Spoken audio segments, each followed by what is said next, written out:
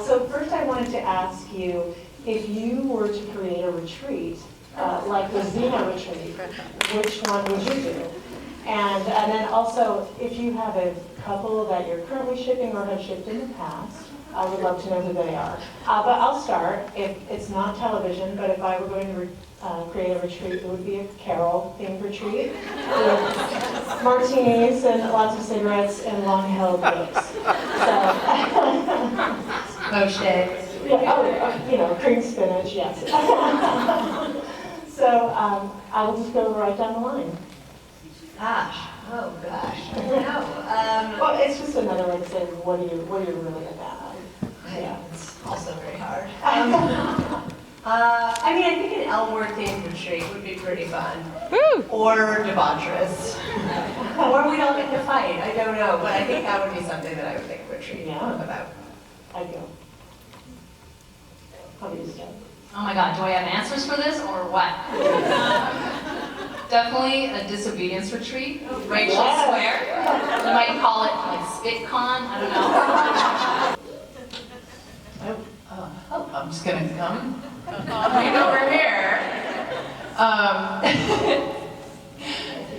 Use your theater voice. Time too. I'll return that.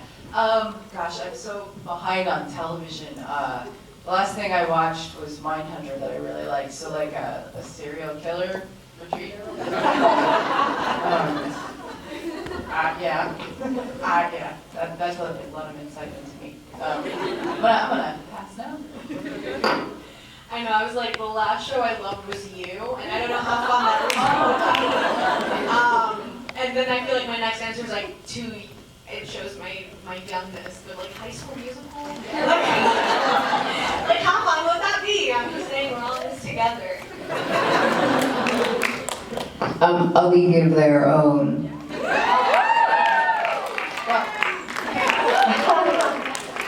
I'll see you all there. Not to plug another event, but it is going to be the musical parody at Rockwell. I'll see you there. Directed by Good Trouble's Emma Hunton, so fun stuff. So, Gabrielle, I have to say that at first I thought you might be a Xena superfan, considering your name, but I just wondered when you were doing research for this film and putting it together, what did you come up with as kind of the most compelling facet of fandom? What surprised you the most about the people you met? That's a great question. I think I was very nervous about coming into this as an outsider. So I'm queer and love TV, but I never really was big into fandom. I think I have a weird aversion to like things that lots of people like. I don't know. There's a lot of therapy during this whole thing.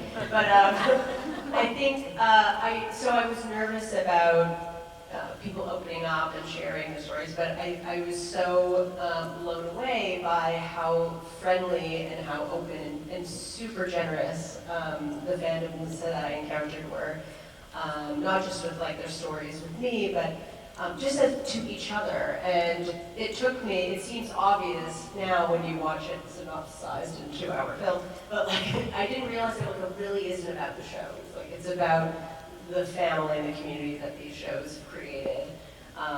And that was something that I thought was pretty powerful. Okay, thank you. And Steph, you come from the Carmela universe. So if you can applaud, yeah. So I imagine you knew something about fandom coming into this project.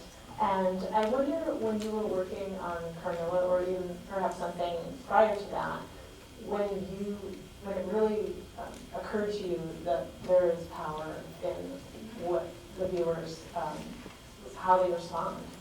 Oh, absolutely. I mean, for those who don't know, Carmela, it was a digital series fully financed by Kotex, lesbian vampires, tampons, it writes itself.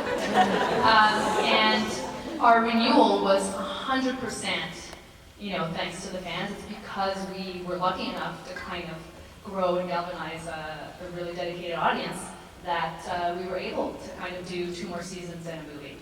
So it was definitely a big part of it. And at the same time, you know, when they broke up, I did get the death threats in the inbox. And someone threatened to shove a pineapple up my so what we wanted to do with this doc is definitely not make it a subculture doc, like, look at these weird little lesbians talking about TV shows and writing fanfic.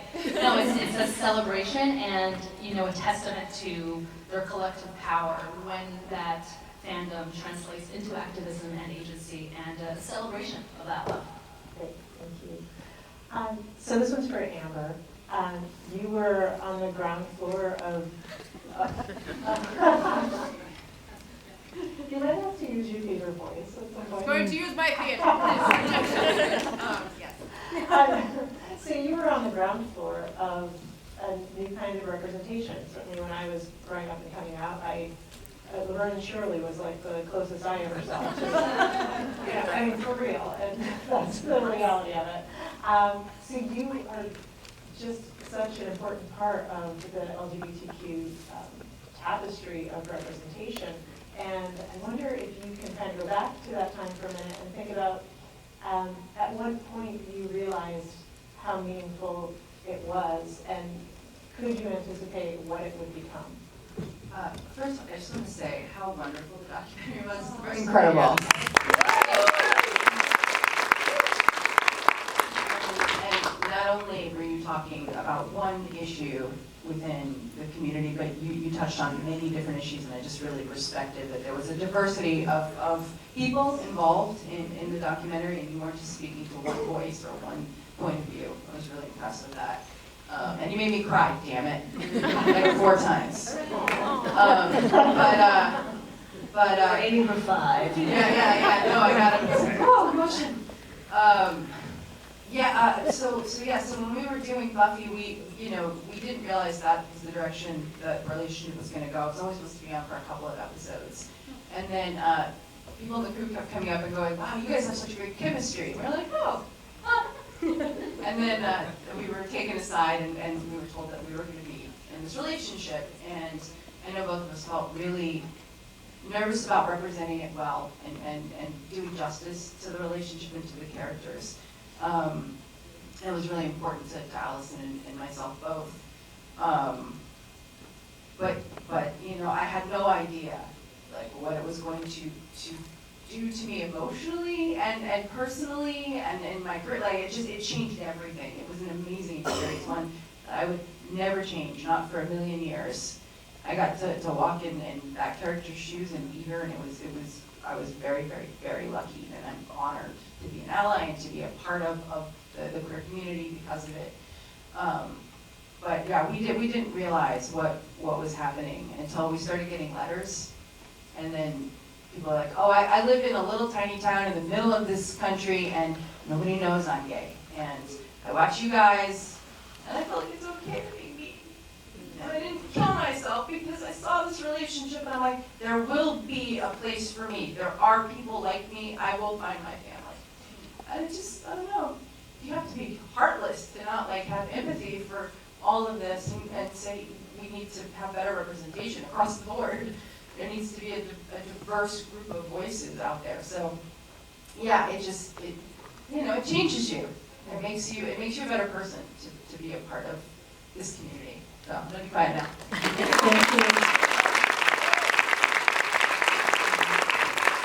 Thank you for that. Isabella, similarly, you are representing Latinx people and then queer Latinx people, and this One Day at a Time preceded Vita, so it was really so groundbreaking in this amazing, loving, funny way. And I wonder if you could just speak to what it was like for you as you were realizing the power of this role that you had taken on. Yeah, I similarly had no idea what it was going to mean to anybody. I went into season 1 being like, somebody gave me a job! I love it! I'll do anything you want me to do. So I did season 1 because we were on Netflix. You don't have any kind of feedback until it all comes out. So we did season 1 just getting to do it in this little bubble and in this family family of, we just wanted to show somebody on TV that looked like us and that sounded like us and that did things like our families, but we didn't think anything else of it. I grew up doing theater and doing all of this stuff, so a lot of my friends were LGBTQ. So when they brought to me that Elena was possibly going to be gay or not, I was just like, cool, what else? Like it didn't click in my head that was a thing until, similarly, I didn't get letters, I got DMs.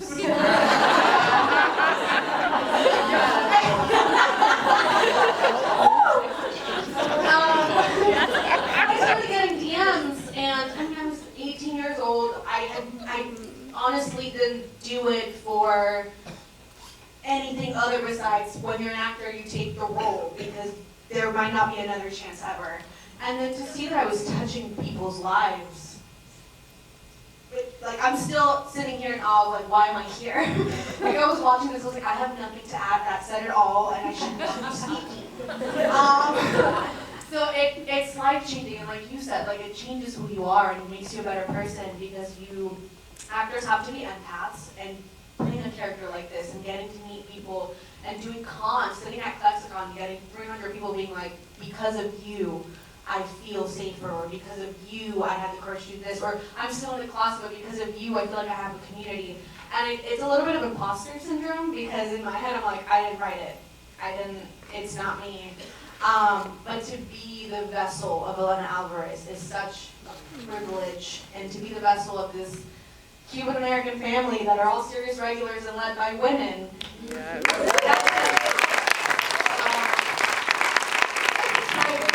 Does that answer the question? And then some, thank you. Excellent. So, Marja, first off, congratulations. It's as though you won the lottery. But with that comes a great responsibility because the L word, for all that we loved about it, also, you know, it missed the mark on things. But it was a leader, so, you know. Anyway, I wonder. Yeah, it's like all of that. Can you talk about what it means to step into this role with a fandom that exists, and what the conversations have been like about correcting some of the missteps, like the biphobia and the trans representation that happened on the original album? Sure. I was 19 when the show came out, so I am like of the fans. So when we talk about like ultimate queer fan fiction, I'm basically like get paid to write it, you know? I got to imagine like where 3 of the main characters would be 10 years later. So it comes from a place of love, and it comes from a place of like I'm of this community and not the original. And then because of that, my worldview is quite different. You know, my friends are Black, brown, trans, and pan, primarily. So it doesn't feel like I'm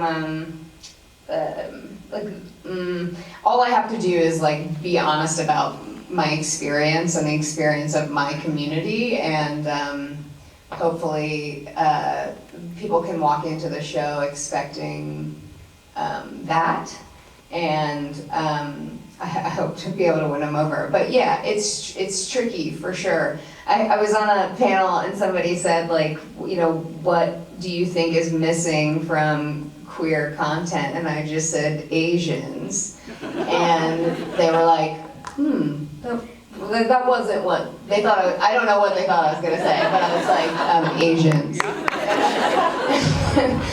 because there's so many Asian Americans, and like in LA, I was like, where were all the Asians on the show?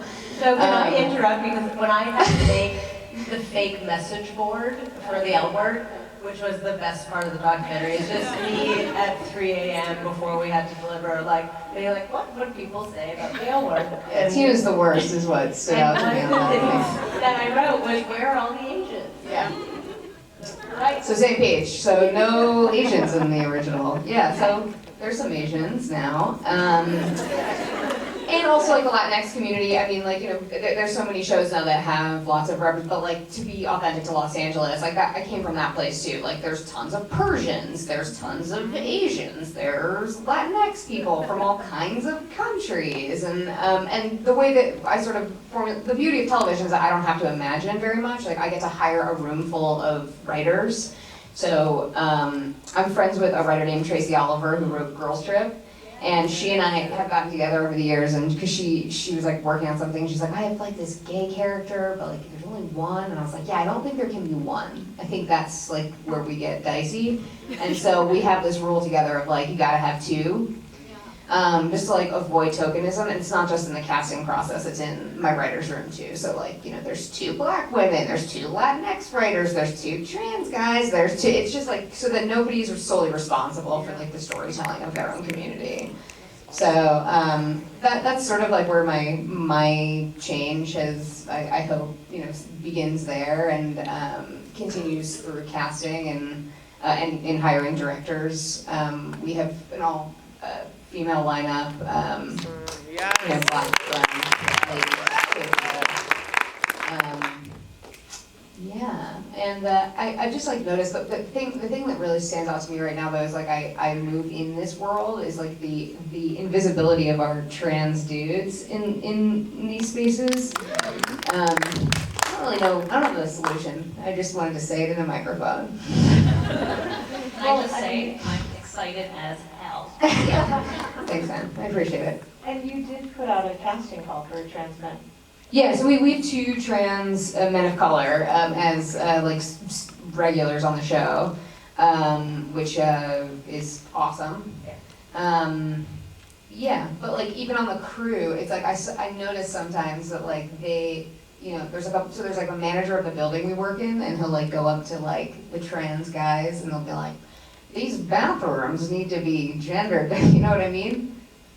And the trans guy's like, shh.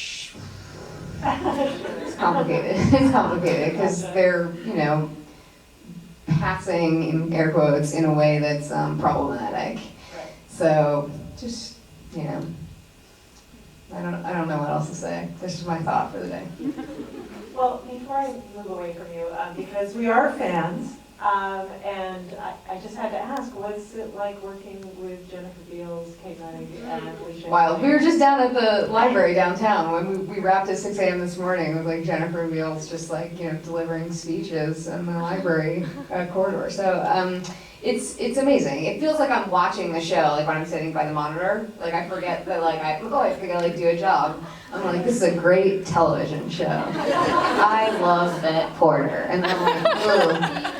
Yeah, totally. And then I'm like, oh right, I have to go fix a line or something. I don't really know what my job is. I guess that's how I describe my job. But thank you. And you know, my career started here at Outfest. So I always say yes to everything that they ask me to do. My first movie premiered here, and it changed my life. So that's how I know you.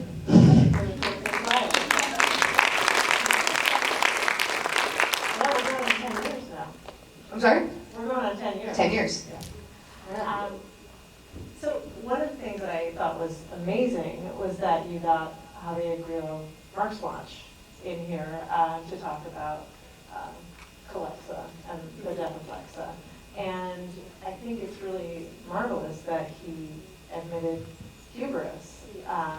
So I wonder what the next step is in kind of working toward letting people know that maybe they should not swerve so wildly out of their lane. I wonder, you know, how far you think that may go.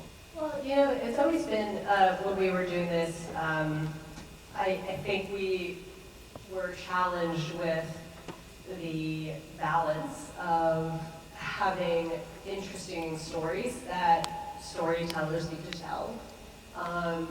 And that, like, it's not fun to watch stories that are restricted in order to represent people, and that, like, you do want some creative freedom to kill a gay character or have a gay character be a villain or whatever it might be. I think what happened with the 100 was this like overwhelming baiting the fans and like trying to get them involved and really like building up this relationship. And yeah, I think like it really felt like a room of white straight dudes like making a lesbian storyline, and they just, I really genuinely think when I was interviewing Javi, like there's this sense of like I knew that there were some tropes. I had no idea what I was walking into. And to be honest, like I think he did the exact right thing that someone who missteps did. He listened. And he listened a lot. And I think the 100 became a case for the industry to listen a lot, and for that story to bubble up to like mainstream media is unheard of. And so I think they just happened to kind of take the fall for something that a lot of people were doing.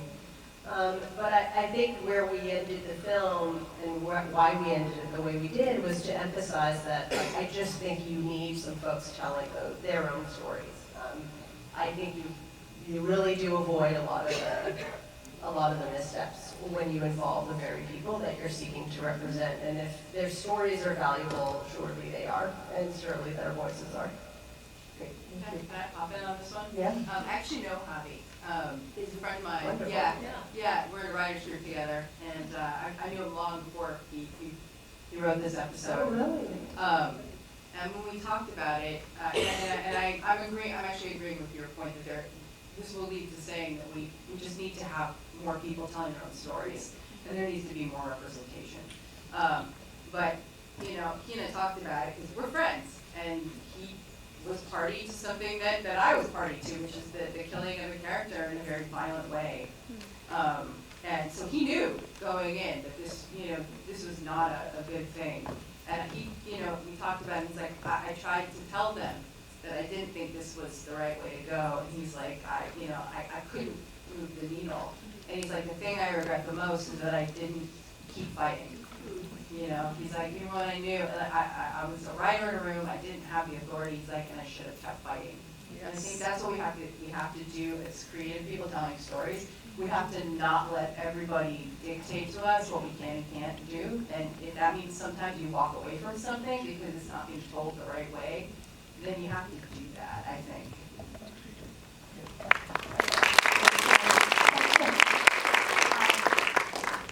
So you spoke earlier about being an ally, Amber, and what you gleaned and gotten back from this community.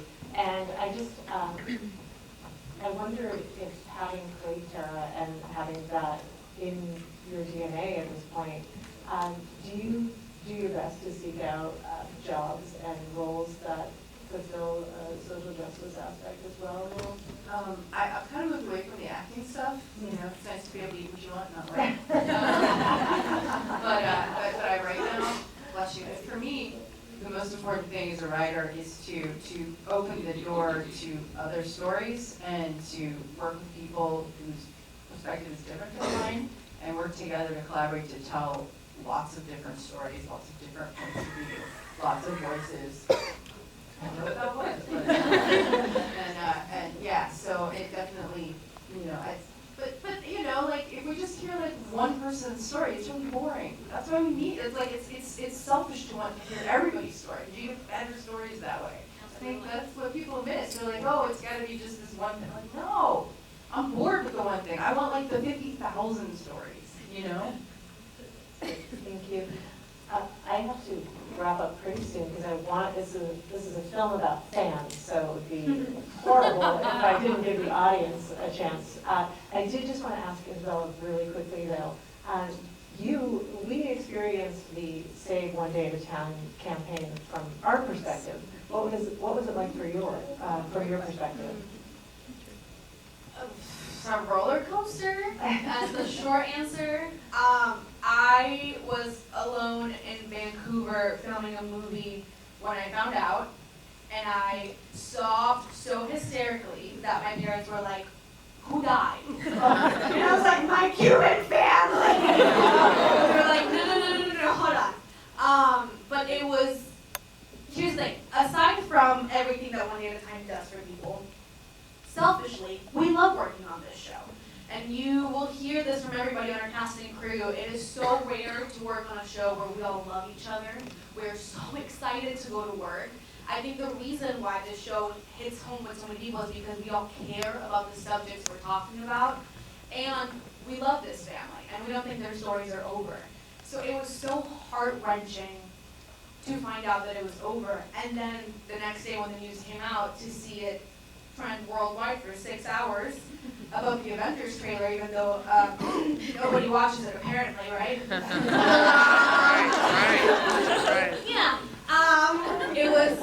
It was the craziest thing that you could experience because shows get canceled all the time. All the time. There's like 450 something shows right now across all things.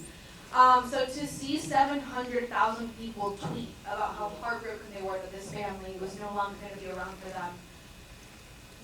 I don't know what I did to ever deserve this, and I know we all feel the same way. I mean, even Mr. Norman Lear, who is 97 on set every single day, at one point had 7 out of the top 10 TV shows in the 70s, like has been doing this his whole life. He sent us an email and was like, I've never seen something like this. Like with all his shows, he had never seen such an outpouring of love, and he will be like, how dare you, and please get this family back. So it was crazy, and honestly, I think a lot of us have given up a little bit of hope. I mean, a lot of months passed by, and we were all auditioning for new things now, and kind of moving on. And I actually was at Love Fan Fest in Barcelona. I just landed when I got the text from Lauren and Mike in a completely different time zone, couldn't scream to anybody. So that was frustrating. But it was such a whirlwind, and then to be surrounded by fans for 3 days after that and to get to talk to them and be like, holy shit, we saved it. Yeah. It's just the craziest thing. Yeah. Amazing. Thank you.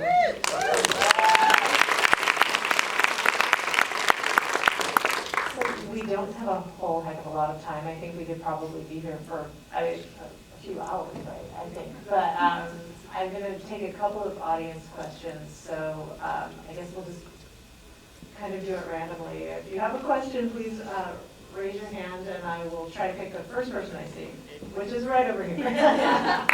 I don't know. I was like, Inner voice, yeah.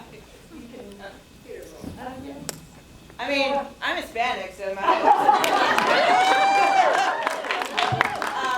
so first off, totally such an honor to see you, Steph, because yeah, Carmela actually, I'm also a writer and I'm a filmmaker. So when my friend introduced me to Carmela, it was the first time I actually got to see a series where it was about the human beings rather than just their sexuality. And it inspired me to want to do a web series, and write it. So thank you so much. And then, Isabella, you're great. But I want to thank you as well, just because one day at a time, me and my family love it, and we relate to it. I'm half Guatemalan, half Nicaraguan, so it's very relatable. And it also kind of combined with that, because now I'm writing this series about 2 sisters that are Central American, one's straight, one's gay, and their best friends are non-binary and trans. So, yeah. So, wait, what's it called? Where can we watch it? I'm writing it right now. Great. It's called, no, it's pretty long. But genuinely, during this process, and I was talking to a lot of my trans friends, which are primarily trans male, what is your opinion about the lack of trans men in Hollywood right now? Yes, I know. Ooh, okay. So the question, did everyone hear the question? There is a question around the lack of trans men in Hollywood. And I mean, I certainly don't have more insights than I'm sure you do as a filmmaker, someone who's critiquing media. But I can say that I think it's just coming. Like, I think, if I were to say, there's a million reasons why trans folk aren't on screen, and they're all very unfair. But we're starting to see them erode, and I think what we can see, if this film sort of taught me anything, is just like it just takes some time, and that's not fair. Why some people get screen time and others don't before. I mean, there's a few characters, Megan from Glad, you can probably speak to this a little bit more. But I thought it was pathetic. Like, I thought it was pathetically low. I think that, there needs to be a show that just borrows that complexity and showcases it. And it just, I guess it just takes up time. I feel like it sounds like the L word. I got you. And I would add that in this film, we didn't really, we had Carmela a little bit obviously, but we mostly looked at kind of studio shows and networks and streaming platforms. We didn't look at the boom of web series. And there's one called The Tea that has awesome and brothers. Yeah, there's lots of great stuff that's being done, directly online, and I think that's also influencing the Own Voices movement and the ones that we see on screen. And we're going to see Leo Shang on the new Albert. Totally. Thomas Page McBee is in my room. He's a journalist, and he wrote on Tales of the City as well. Tuck Gowery is like sitting here right now. We actually just did he's on staff with us. We did an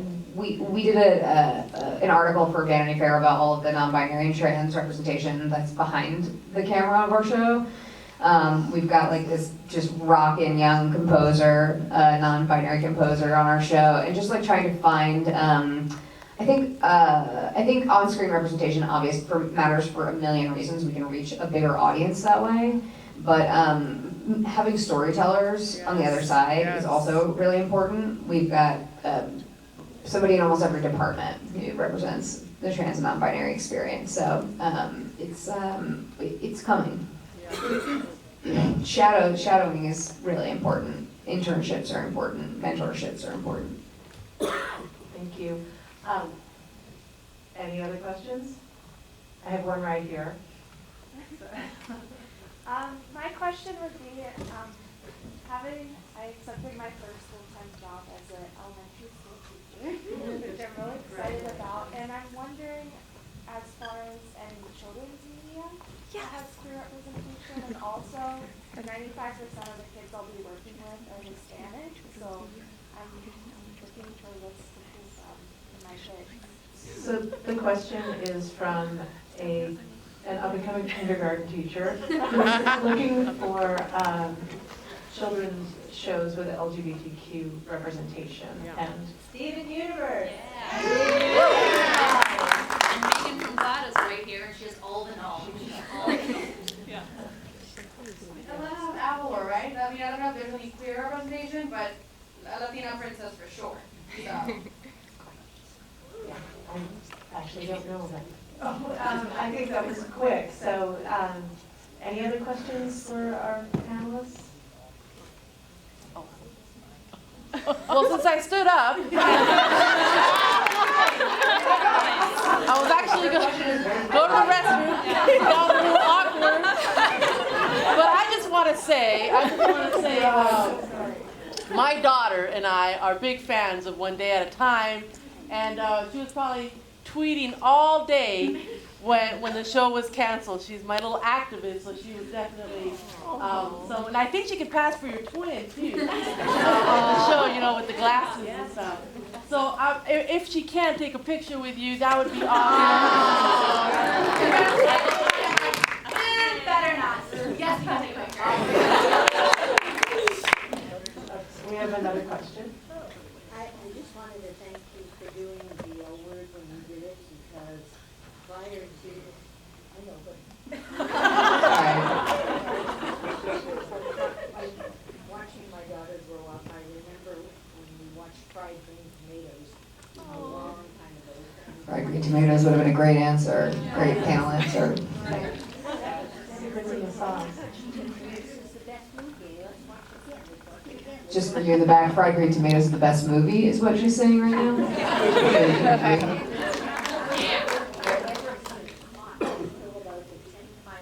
She didn't know it was a maybe queer love story. The message we're getting up front. She thought they was throwing food at each other. She didn't realize that there was a for you guys in the back. When the L word came out, she knew it. She knew that. Thank you for that. That was great. Well, thank you. I mean, I can't, we're done. I mean,